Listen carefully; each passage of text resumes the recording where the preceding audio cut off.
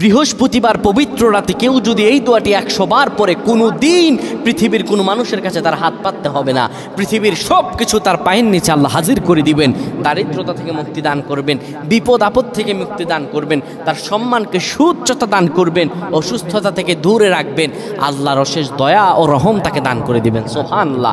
বৃহস্পতিবার রাত এটি গুরুত্বপূর্ণ রাত। এই রাত সপ্তাহে একদিন আসে।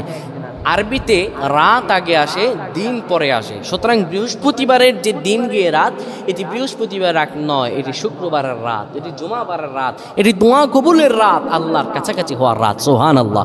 এই বৃহস্পতিবার রাত আল্লাহ তাআলা বান্দার দোয়া কবুল করেন। কেউ যদি বৃহস্পতিবার রাতে ঈশা নামাজের পরে পবিত্র হয়ে ইয়া হাইয়ু ইয়া হাইয়ু ইয়া হাইয়ু ইয়া রফিয়ু ইয়া রফিয়ু ইয়া রফিয়ু এই দোয়াগুলো পড়তে পারে 100 বার, আল্লাহ রাব্বুল আলামিন